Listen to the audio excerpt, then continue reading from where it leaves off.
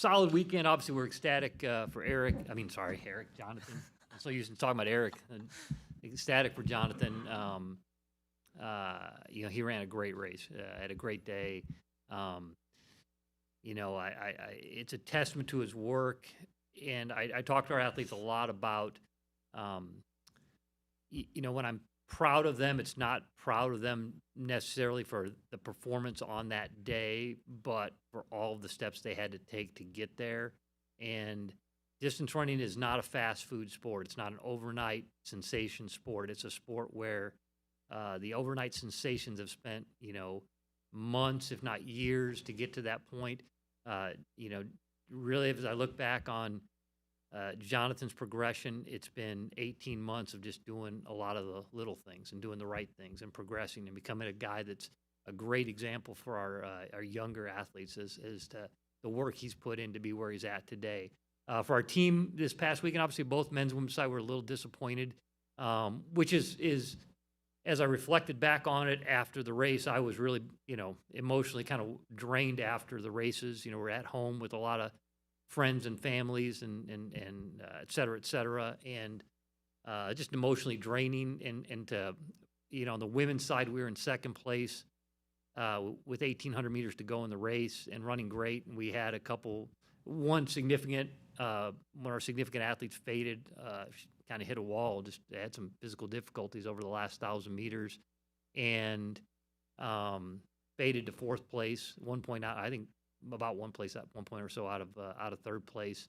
And our men ran a really solid race and got third. And the great thing about that is that, 2 years ago, if I would have looked ahead and said in 2 years we'll finish a solid third and fourth, just out of the money on the women's side, I would have said, okay, yeah, I'll take that. I'll take that deal. Let me get there, because we were struggling a couple years ago, and so it's really a testament to the progress we've made. And I can ramble on and on about it, but I mean, really, it is the people. It really, over the last 2 years, it's about, you hear the saying, you hear football coaches say it all the time. It's about getting the right people on the bus, and that's what we've done over the last 2 years, and Jonathan is one of those people. We've got the right people on the bus, the right people on the starting line. We've got the right kind of culture. We're getting better. We're doing it a little bit differently. We're not at a program. We're in a program where there's no such thing as a cross country scholarship. They're track and field scholarships, and we're in a program where we're going to build our track program around having a balanced track and field team with a lot of emphasis on being really good in the sprints. And so we're not throwing money in, we're not throwing a lot of money into the distance side of things. And so we've got to do it by developing the right people and getting people from a starting point to excellence, and it takes time. And so I'm proud of our group. I know our women particularly were heartbroken. We had 3 seniors in that group that put a lot of time and effort into that.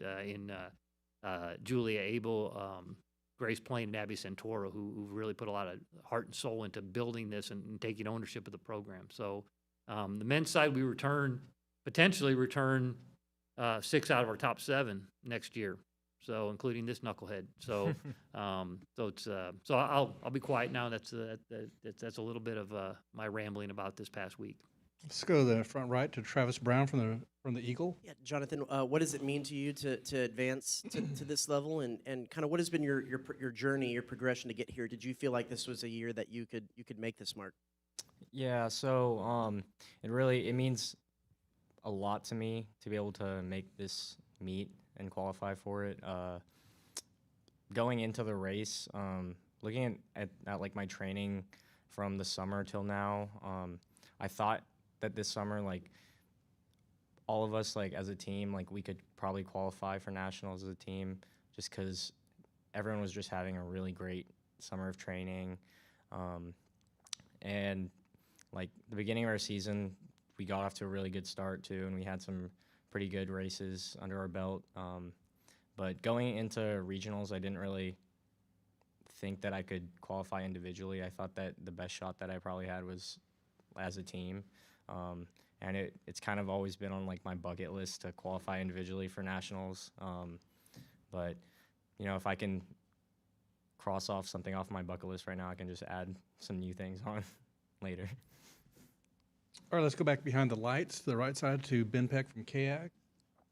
Jonathan, when did you sense over the course of the race that you felt like you had enough in the tank to realistically finish as well as you did?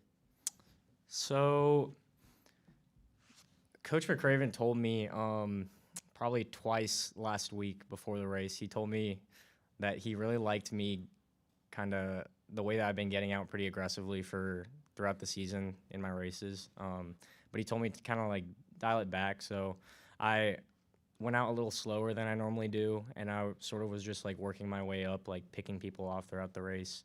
But I was still kind of like on edge. I never really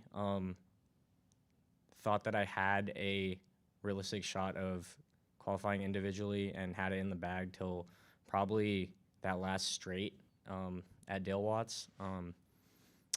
But even then, I was really like on edge, and I looked back a couple times just to make sure. But once you like reach the fences and stuff, once I reached the fences, I kind of knew it, and I was so happy. It was the best feeling in my life. Let's go back to Travis Brown here on the right front, and then Tyler. Wendell, what was his progression been from your perspective? And I know he said maybe qualifying individually wasn't something that was on top of his mind. Did you see that coming? Well, he was our fifth man at the SEC Championship, so yeah, I didn't see it coming. No, I mean maybe eventually, yeah. I mean, I saw the progression he's made, and he probably was disappointed. He was probably out a little too aggressively, put a lot of energy into the first half of the race at the SEC Championships, and that's what I talked about. I'm like, just dial it back a little bit. You don't have to like go out slow, but just be in that lead group, but don't have to be at the front of the lead group, and it paid off for him. I mean, I know he's super aerobically strong. I mean, the guy's put in, like I said, he's put in the work. You can look back. I mean, last year he made a huge breakthrough in the steeplechase and track. Was right on the edge of scoring in the SEC Championships in the steeplechase, and then took that momentum from track right into the summer and put in the work. And so I don't know. I didn't know he was going to do that. In fact, I joked with before the race. I saw his parents out on the course, and I told him, I'm like, hey, Jonathan's ready for a good race. And then after the race, I saw his parents. I said I didn't think it was going to be that good. So yeah, he did a. I mean it's like I said, it's a great example for our young athletes, and I even mentioned after the race, man, you ran a fearless race, and he said, I think, Coach, over that last lap, I was very afraid. So yeah, great job. Let's go back to the TV row to Tyler from KBTX. Yeah, Jonathan, what was there anything different about that race? I mean, I know it's a course you're familiar with. Do you think that helped at all, or just what was different about the overall race? I think the main thing was just that I trusted in Coach McRaven's advice, and I didn't take it out guns blazing. The race itself didn't go out super fast, which I think kind of played in my favor. But yeah, I listened to Coach, and I trusted in Coach, and then I trusted in my ability to sort of work my way throughout the race. And then also, I just had like the team on my mind the entire race. So I was just thinking about like, I need to pick off more people so we could get enough points, hopefully, to just finish in second. And unfortunately, we came up short, but I guess it worked out sort of. And then what, it's something you weren't expecting, but now that you are going, what do you hope to accomplish this Saturday? No, I think I just need to go out there and compete to the best of my ability. Obviously, the main thing is just to like take it all in. Like moments like this don't really happen too often. So I'm kind of just taking all of it in, and the most important thing is just to do it with a smile on my face, have some fun out there. We'll stay on TV row. Jonathan, can you talk about just what your preparation will be like ahead of nationals? So like training wise, or so I mean, today we did I got like 9 miles in today. Tomorrow we have some 800 repeats. Wednesday will probably be just like a sort of easy run. Probably my medium long run, so I'll probably get like 11, 12 miles in then. And then Thursday we're gonna preview the course. So run like 10K on that course, and then Friday is just like pre-meet, just typical stuff. So just get a little more familiar with the course and stuff, and then do a couple strides, and then Saturday's race day. Let's go back to TV Road or Ben. Coach, just speaking to getting the right people on the bus, I was wondering if you could give us an idea of your thoughts on some of the people you were able to bring in with the early signing period.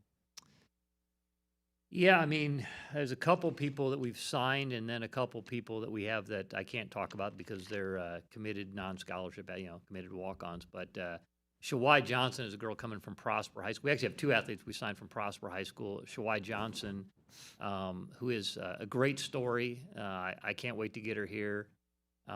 She was adopted 5 years ago from an Ethiopian orphanage, and her family that adopted her is from Iowa.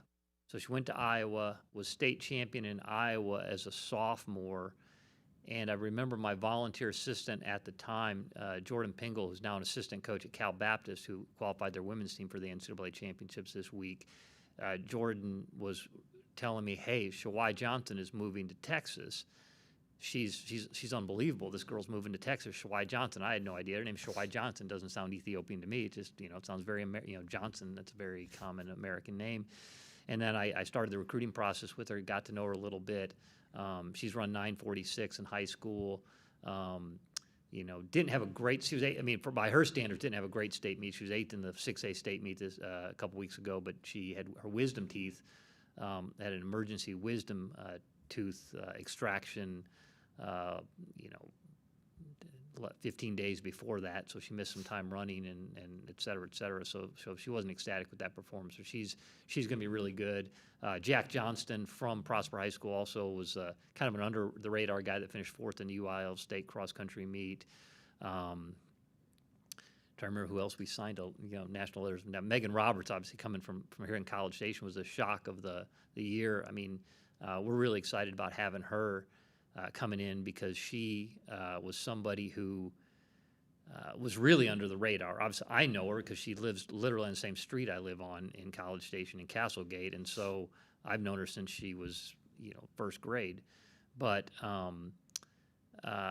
she was, I think, 83rd in the state cross-country meet last year. So when she emailed me about running at Texas A&M, I was kind of like, well, I like her and I like her family, but, she'll be a nice little walk-on addition to our team if she wants to come. And I don't know if she's good enough or not. Her track times weren't that great.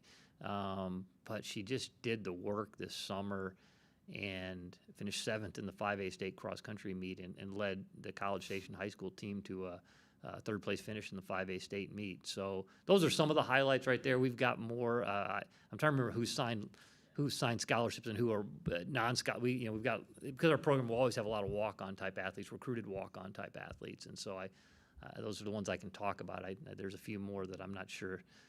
I'd have to ask our Tyler Pounds to verify who we signed and who we didn't sign. But those are some ones that are going to be the highlights next year. All right, I think that's a wrap. All right. Thanks, guys. Thanks. Thank you.